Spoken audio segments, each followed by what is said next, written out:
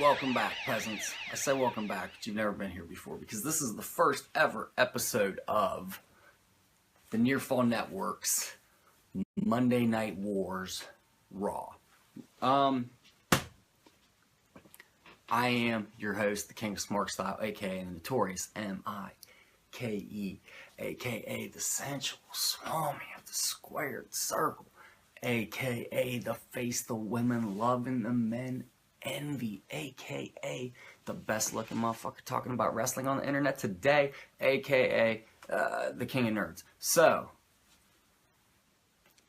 what is the Monday Night Wars Raw? Well, if you were familiar with that other spot that we came from, I did a show there called the Retro Raw Review, where basically I started at the beginning of Raw with the very first episode, and I watched Raw and the pay-per-views, and I just gave you like a nice oral history of Monday Night Raw. And unfortunately, we lost all that in the move. I was not able to secure those videos, and we were about 30 weeks in, and I just didn't feel like starting over. But I just started this show called Talking Nitro, where I did the same basic concept except with WCW Nitro. But we were only 2 episodes into that. So I thought, you know what? Since we lost all that, let's just fast forward Raw up to 1995. We'll start right at the Monday Night Wars, and we'll just kick it off from there. We'll make it a Monday Night War show. So we lost 2 episodes of Nitro, whatever. I'll start over. I'll do those 2 again. No big deal. Because now it's going to be a little bit different. Because now I'm going to compare and contrast what was going on week to week. I'm going to give you guys the ratings for each week, like who won the war that week. So it's going to be something interesting, something different that we're going to do here. Since we lost all that at the low spot with Right Said Ed, the Illuminated one. But it's no big, because it's going to be a better show, actually. Because, man, I'll be honest with you, I was only doing Retro Raw just so I could get to this point in time and talk about this. This was like my fucking prime as a wrestling fan. Like 95, I was in like 7th or 8th grade. Shit was just popping, man. Shawn Michaels was about to become the man. I've been rooting for this dude since like 89. Alright, so same warning I gave at the beginning of every show, if you're familiar with what I do. Parents, don't let your kids watch the show. I'm going to swear a lot. It's not a wrestling show for kids. Kids, sneak and watch it. You're going to think it's hilarious because I swear a lot. So, let's jump right in, guys. So, the basic concept here is to every week compare and contrast. I don't know, review the shows just to see what each one was doing, compare how their stories were building. The problem is, if you're familiar with the Monday Night War Raw, everyone knows Nitro aired unopposed. They picked a week where Raw was being preempted for something else on the USA Network to debut. So, I don't really have... The Monday Night War started off as like a one-sided affair, which is Nitro. So, obviously tomorrow we're going to cover the first episode of Nitro. But since there's no Raw to talk about, I thought what I would do is I would give you guys a state of the WWE at this point in 1995.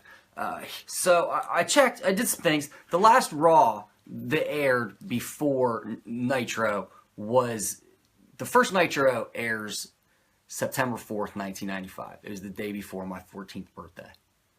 I remember watching it. I was disappointed Raw wasn't on. We'll fucking talk about it tomorrow. Don't worry about that.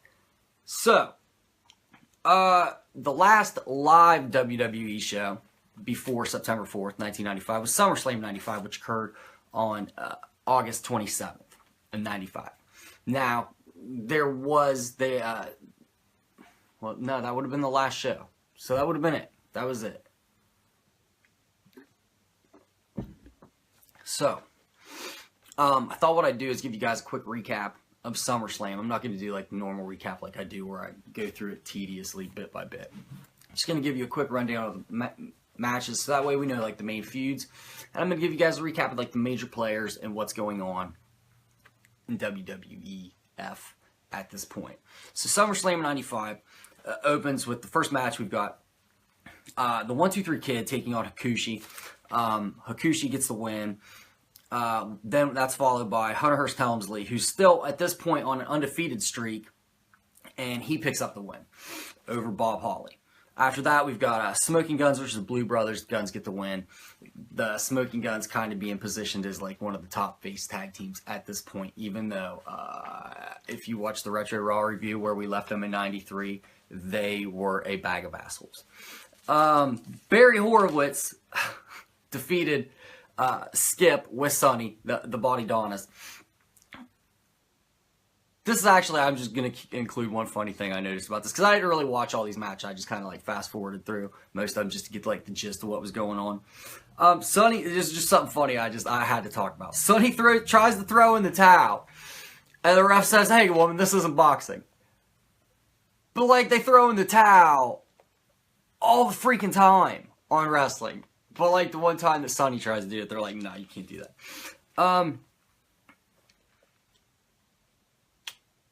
So, Hakushi comes to the ring, distracts Skip, allowing Barry Horowitz the roll-up win.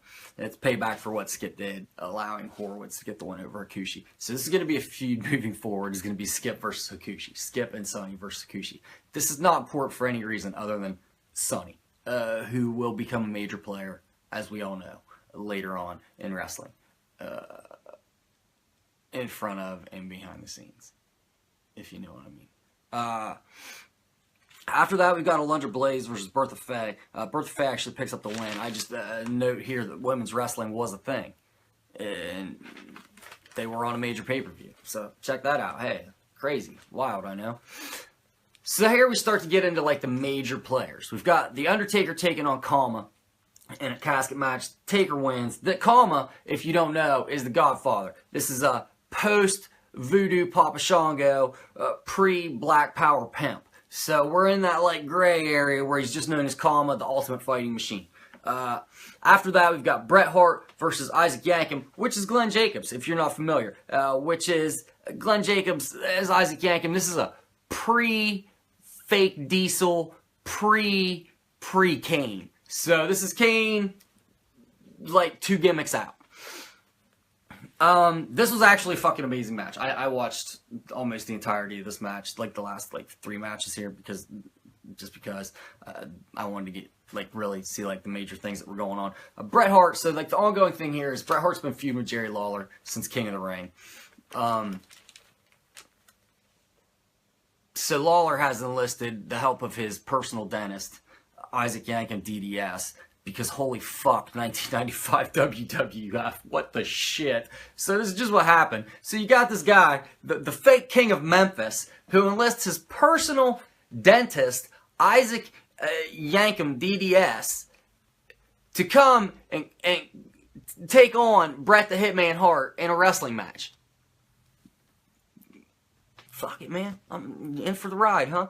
So, Bret actually ends up winning this. This is an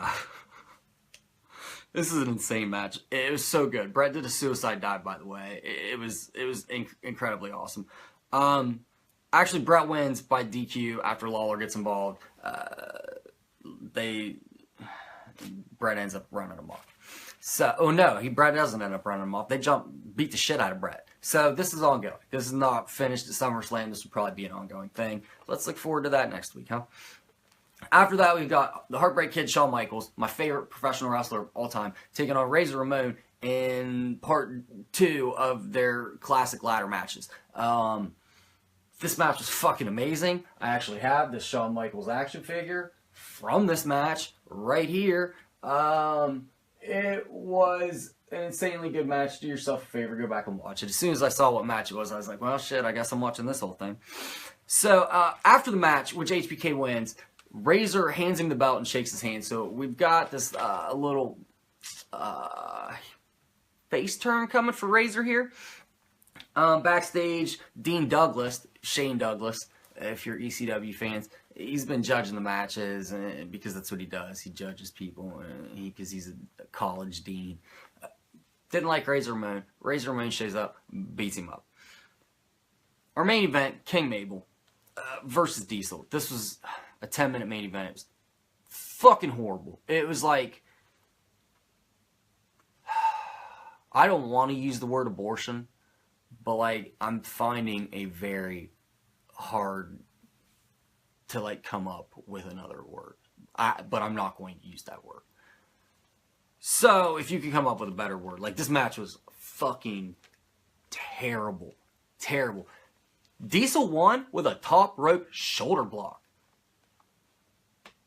What the fuck? A top rope fucking shoulder block.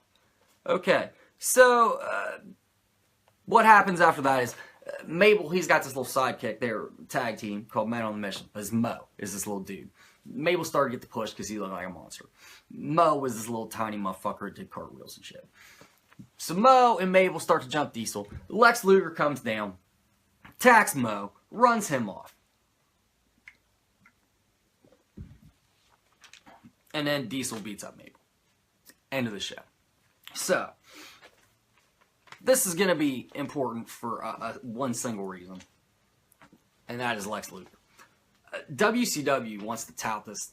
We'll talk about it tomorrow when we cover Monday Night War Nitro, which will be tomorrow around the same time. Maybe earlier. Probably earlier. They're just like, oh my gosh, it's Lex Luger. Lex Luger shows up on the first Nitro. And they're just like, oh my gosh, it's Lex Luger's here. He was just on WWF pay-per-view last night in the main event. Well, man, he showed up. He was there for like a minute. The dude didn't even have a match. He wasn't even like considered a major enough player. And it always seems like such a coup.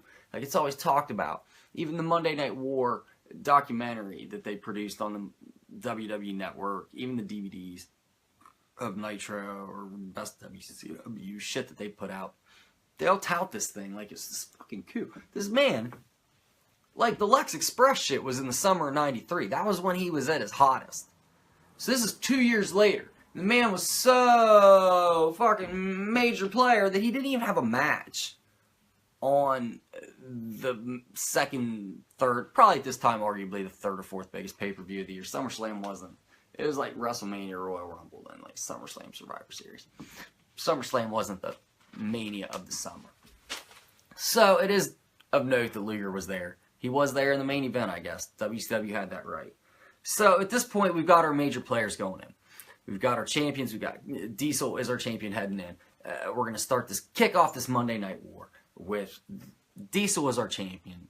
The Heartbreak Kid, Shawn Michaels, is our Intercontinental Champion. One of my personal favorite tag teams of all time, Owen Hart and Yokozuna, are tag team champs. And we've got just major players just set up. Just like outside of our champs, you got a stacked roster. You got Bret the Hitman Hart.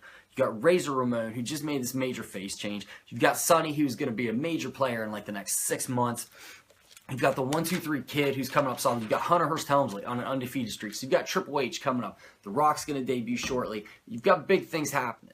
So what we're doing is we're getting the stage set for this war. And it's interesting because a lot of the major players of this war, Diesel and Razor, Kevin Nash and Scott Hall, they're all here. These guys are going to be major players going forward. So, that's where we're at with WWE. We've got a list of talent, but they're all doing dumb shit. We've got Bob Holly, who's out here as a race car driver. We've got Hunter Hearst Helmsley, who's a Connecticut blue blood, who has yet to even get close to being Triple H. Triple H is just a dream in this man's mind at this point. He's just out here wearing his like Connecticut blue blood shit, like he's going on like a hunt. Like he's hunting. He's on a fucking fox hunt in England in like 1782. So, that's where we stand with WWE. I'm sorry this was such a short show, guys, but I didn't really have much to go on. It was just to give you like an idea who the main players are. Where WWE really sits at this time, WWF, they don't know what to do with what they have. Also, moving forward, Sid does get a shot. I forgot to add this, guys. Sid gets a shot at HBK and an IC title. That is also an ongoing thread. We do have Sid there. He's being managed by the $1 Million Man, who has like a nice little team going. He's also managing, I believe, Yoko and Owen and a couple other guys.